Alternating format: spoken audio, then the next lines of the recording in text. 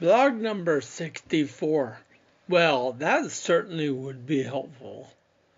It has become very inspiring for me to know, by either talking with some of you or reading your posts on numerous Facebook sites, that a lot of you are able to maintain such a positive and healthy outlook on your life. Despite the challenges that a neurological disease can bring, many of you refuse to let it dampen who you really are. This motivates me and serves as a constant source of encouragement for me. If I could have one wish come true, it would be that I might be able to sit down and visit with each one of you and share with you what you do for me on a daily basis. To all of you who seem to, like me, find yourselves constantly quarreling with your body because of a physical condition or disease, I would like to say thank you for all the support, the friendship, and the encouragement. I dedicate this blog to you, and I trust that, since there are too many of you to name, that you will know who you are.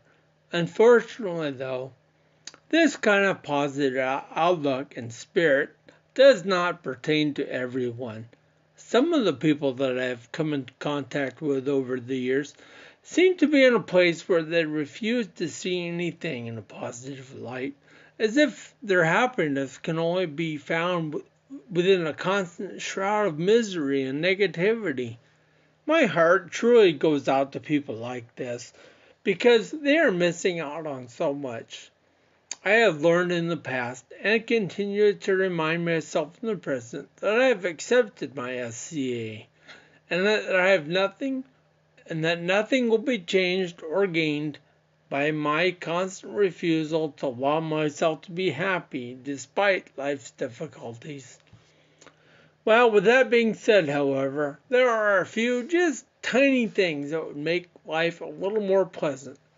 I hesitate to even mention them because they are so small, and really, they're such minute things that I can't imagine that they would be a bother to anyone.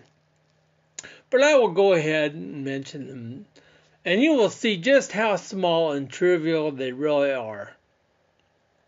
Number 1. Could slurred speech please be recognized as a second language? Maybe it could be called cursive speech. Since cursive's brief association with that whole writing stint appears to be done now. The title of cursive is just sitting there, up on the shelf, no longer even being used. It's just gathering dust. So why can't we reassign it to the area of speech? That way I could be bilingual, as the taxi seems to come equipped with disability anyway. I always wanted to speak another language, but I was never really gifted at learning in this area. Well, that and the fact that I was lazy, never wanted to study, and because pointing and grunting were already universally understood. But I'm sure that you know what I mean. Some people just seem to be naturals at learning, and picking up a second, a third, or a fourth language appears to be effortless. There was a day when I wanted to be one of these people, and in my quest to be multilingual and an international man of the world, I signed up for German my sophomore year of college. The class was at 8 o'clock in the morning, and I'm not sure what possessed me to do this, because I struggle to speak cohesive English that early in the morning. Anyway, I don't see that adding another speech pattern to the list of recognized world languages to be any kind of a big deal. So unless I hear that there are any objections, and I can't hear anyone speaking right now, then I'm going to go ahead and refer to slurred speaking as cursive speech. It just sounds more sophisticated. Slurring is something that indicates that I'm drunk, and I'm not. Number 2, I would also find it immensely helpful if my SCA would just be put a little more effort into working with me. Really, how hard could this be? It seems like such a small request to me. It's already there, reshaping my cerebellum and adding a bunch of weird side effects. I mean, it just seems natural to me that it would be a small thing if it could throw in a few helpful symptoms once in a while. It would be rather nice when I'm explaining my SCA condition to people, that I'd be able to throw in a positive side effect once in a while.